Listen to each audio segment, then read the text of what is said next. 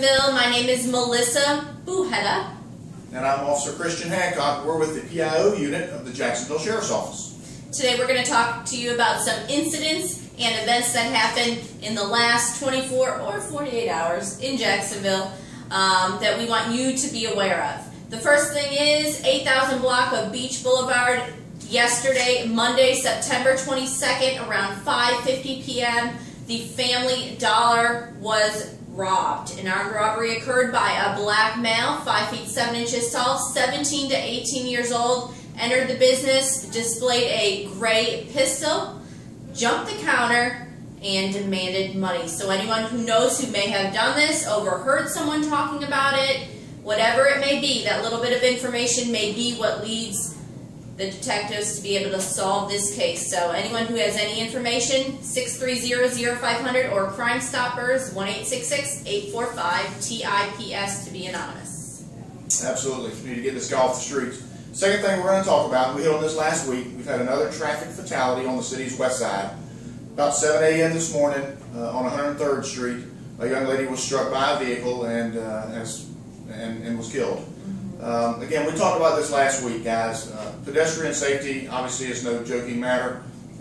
Please, we're going to ask that you use those sidewalks, use the crosswalks, use the walk, don't walk signs. That's why we put them there. They're not for, it's not a suggestion, it's a law. Please use them. If there's not one available, then we suggest that you cross at a 90-degree angle.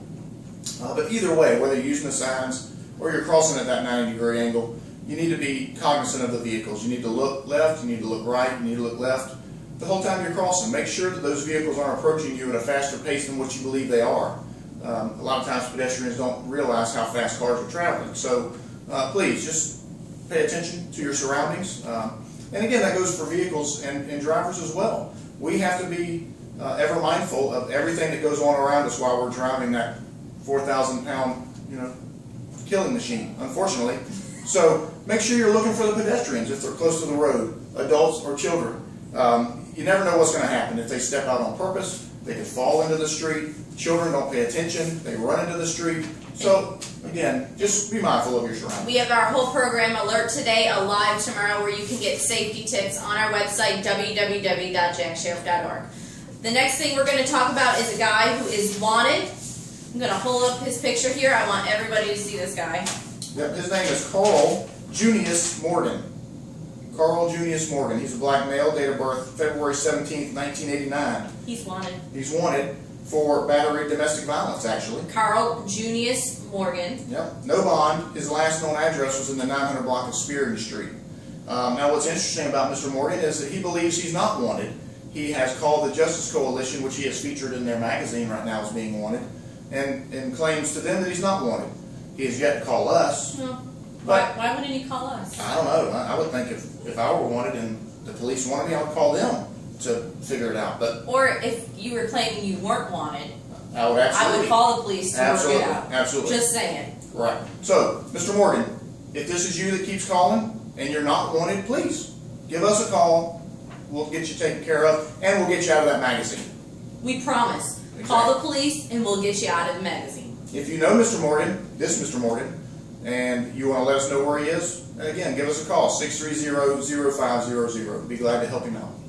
The next thing we want to talk to you about is something Sheriff Rutherford suggested the citizens of Jacksonville read. It was an article written by UNF Professor Michael Hallett, and he's a professor at University of North Florida in the Department of Criminology and Criminal Justice, and the article is titled "The TU, Unfair Inaccurate on the COJ Pension Crisis."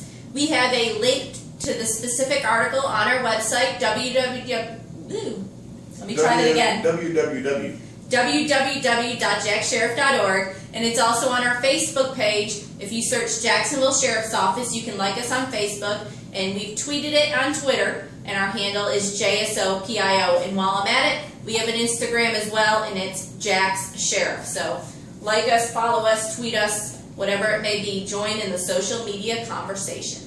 Right. Obviously, if you're watching this, you are pretty much a member of our fan club, and we appreciate that. Tell your friends.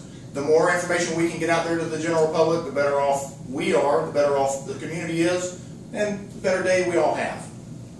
I do have one more thing, Melissa. I'd like to give a shout out. To me?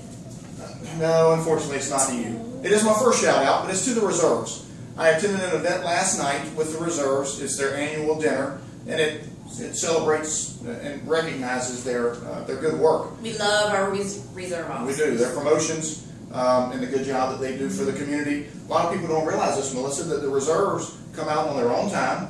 They give up family time to come out and help us as police officers, as well as the community, and they do it for no compensation. And they have regular jobs, 40 hours a week, that they attend to, as well as commit time to the Jacksonville Sheriff's Office to help the citizens of Jacksonville. They wear a uniform just like us. They have a gun. They have a badge. They've gone through a lot of training to be able to have this title, but they do it for free.